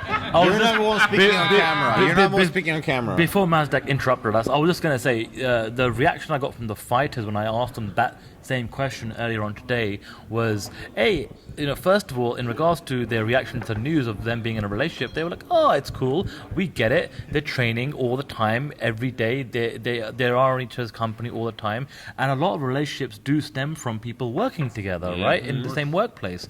And when it came to me asking whether they thought it was weird that this was news, they were like, you know what, we get it. It's not really weird because anything related to Ronda Rousey right now, it's news, man. Whether it be a cover of a men's fitness magazine or a relationship with Travis Brown or something she said in her book or whatever the case may be, she is mainstream news. Forget about MMA news. Yep. She's mainstream news, so that makes it news for the MMA media websites. That's a very good point. Well, Sadu, you're about ready to wrap this thing up as hosting the show. It's been fantastic. Oh, I appreciate that. Yeah. We're gonna be everyone watching we're gonna be in Sweden. streaming this. What's the UFC's deal in India? We're gonna be streaming it via VAT from now on. Apparently, we're going to hopefully get this on UFC Fight Pass, and for your subscription, that'll cut a bit of revenue for us guys in Sweden and America and India apparently, and we'll be able to feed our family and friends and kids and things of that nature. So please tune in. Let me put it this way: the less you guys watch, the more crack you have to sell to your kids. Fair way to put it. Think about it. Okay, what do you want? We should now try to wrap it up because this has been about 3.5 hours into the program, and if you're still watching, this might actually be longer than the fight card itself. Yeah, exactly. And also, you guys are so fucking slow. Like, Bro, get with the time.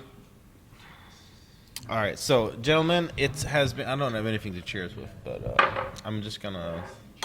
I'm not gonna lie. I've just been trying to get this ghetto as show prolonged as much as possible, just to get some more free drinks from Mazda. I realized that as well while you were saying it. So. I've got 10 other questions if you guys want to keep this going, because I can drink all night, and if Mazda is paying for them. I gotta pee, and I'm probably gonna end up editing this as well. So again, the bladder of a vegan fails us once again. Also, I started drinking like 3 hours before you guys. I started drinking 3 months ago. You don't know what time I started drinking. When? I would rather not reveal that. When is John Morgan not drinking? You'll lose your job that way. Yeah. All right, well, gentlemen, once again, it has been very fun. It has been very profanity filled. There's been a lot of gay jokes. We would not have it any other way. Thank you, John, for those, by the way. It wasn't me. Okay, thank you, Shaggy. Yeah, Mazda got that one. Yeah, I got that. Yeah. Sorry. Yeah. On the counter. It wasn't. What's over? Kissing on the sofa. All right, before we catch John kissing Sandu on the sofa, let's wrap this up. Gentlemen, it's been fun. It's been different. It's the final Skål of 2015. No. We're gonna do a Skål in Vegas. Vegas, baby. We're gonna end the show. We're gonna end the show in Vegas. Oh. We're gonna end In the year your in Vegas. kitchen. Shit. In your kitchen, Vegas. Or maybe on your We're bed. gonna It depends have on how John's things son go. Eli running around us, and we're gonna have his missus that's beating gonna the be- shit out of us to get the hell out of their house. It's mostly gonna be beating the shit out of John. Yeah. Totally. Yeah. So yeah, next time you guys will see us in John's kitchen, while his wife is like swinging a frying pan at him. Do we have a cult following? Like, we've had about 5 episodes of this now, right? Do we There's have some a sort of couple cult good fans, following? Yeah, there's Yeah? two. There's 2 or 3. Two guys that watch. Two guys. Two guys that watch. One of them being Mazdak. There's at least 3 or 4 guys that I know who watch this. So. Okay. All right, Total cult gentlemen, Skål once Skål. again. Thanks for being on the show, and yeah, we'll catch you guys next time. See you in Next Vegas. fight. I didn't have a whole lot to finish.